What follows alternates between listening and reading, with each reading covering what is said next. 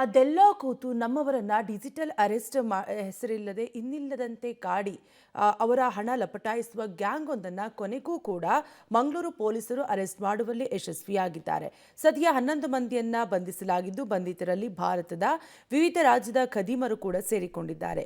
ಇವರೆಲ್ಲರೂ ನೇಪಾಳದಲ್ಲಿ ಕೂತು ಇನ್ಸ್ಟಾಗ್ರಾಂ ಹಾಗೂ ಟೆಲಿಗ್ರಾಂ ಮೂಲಕ ಅಮಾಯಕರನ್ನ ಸೈಬರ್ ವಂಚನೆಗೆ ಅಥವಾ ಡಿಜಿಟಲ್ ಅರೆಸ್ಟ್ ಕೆಡ್ಡಾಕ್ಕೆ ಬೀಳಿಸ್ತಾ ಇದ್ರು.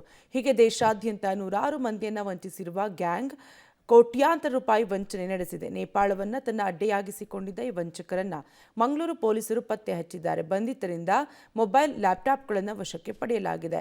ಬಂಧಿತರ ಬಳಿ ಇದ್ದ ಒಟ್ಟು 624 ಬ್ಯಾಂಕ್ ಖಾತೆಗಳ ವಿವರವನ್ನ ಪಡೆಯಲಾಗಿದೆ. ವಿಚಿತ್ರ ಅಂದ್ರೆ ಒಂದು ಖಾತೆಯಲ್ಲಿ 167 ಕೋಟಿ ರೂಪಾಯಿ ಹಣ ವರ್ಗಾವಣೆ ಆಗಿರುವುದನ್ನು ಕೂಡ ಪತ್ತೆ ಹಚ್ಚಲಾಗಿದೆ.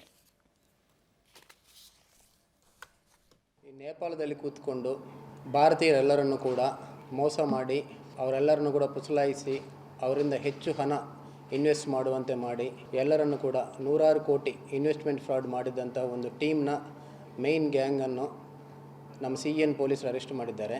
ಈ ಅರೆಸ್ಟ್ ಮಾಡಿದ್ದಾಗ ಇವರಿಂದ 21 ಮೊಬೈಲ್ಸು, ಲ್ಯಾಪ್ಟಾಪ್ಸು ಮತ್ತು ಕಂಪ್ಯೂಟರ್ಸ್ ಎಲ್ಲ ಕೂಡ ಸೀಸ್ ಮಾಡಿದ್ದಾರೆ. ಇದನ್ನೆಲ್ಲ ಅನಲೈಸ್ ಮಾಡಿದಾಗ ಈ ಗ್ಯಾಂಗ್ ಏನಿದ್ದಾರೆ, ಈ ಟೋಟಲ್ ಫ್ರಾಡಲ್ಲಿದ್ದಂತಹ ಎಲ್ಲ ಮಾನಿಟರಿ ಟ್ರಾನ್ಸಾಕ್ಷನ್ಸ್ ಎಲ್ಲವೂ ಕೂಡ ಈ ಗ್ಯಾಂಗ್ನವರೇ ಮಾಡ್ತಿದ್ದಾರೆ ಅಂತ ಗೊತ್ತಾಯಿತು.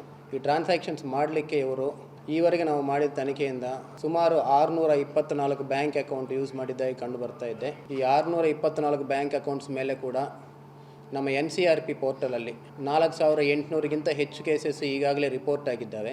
ನಮ್ಮ CN ಪೊಲೀಸ್ ಠಾಣೆಗೆ ಪ್ರಕರಣ ಸಂಬಂಧಪಟ್ಟಂತೆ 1 ಕೋಟಿ. ಇತ್ತೀಚಿನ ದಿನಗಳಲ್ಲಿ ಅದೆಲ್ಲೋ ಕೂತು ತಮ್ಮವರನ್ನ ಡಿಜಿಟಲ್ ಅರೆಸ್ಟ್ ಹೆಸರಲ್ಲಿ ಇನ್ನಿಲ್ಲದಂತೆ ಕಾಡಿ ಅವರ ಹಣ ಲಪಟಾಯಿಸುವ ಗ್ಯಾಂಗ್ ಒಂದನ್ನ ಅಂತೂ ಇಂತೂ ಮಂಗಳೂರು ಪೊಲೀಸರು ಅರೆಸ್ಟ್ ಮಾಡುವಲ್ಲಿ ಸಕ್ಸಸ್ ಆಗಿದ್ದು, ಸದ್ಯ 11 ಮಂದಿಯನ್ನ ಈ ಕೇಸ್ಗೆ ಸಂಬಂಧಪಟ್ಟಂತೆ ಬಂಧಿಸಿದ್ದಾರೆ.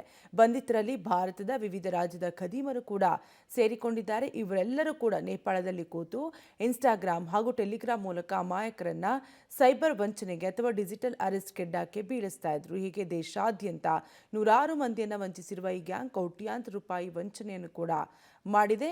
ನೇಪಾಳವನ್ನ ತನ್ನ ಅಡ್ಡೆಯಾಗಿಸಿಕೊಂಡಿದ್ದ ಈ ವಂಚಕರನ್ನ ಮಂಗಳೂರು ಪೊಲೀಸರು ಪತ್ತೆ ಹಚ್ಚಿದ್ದಾರೆ.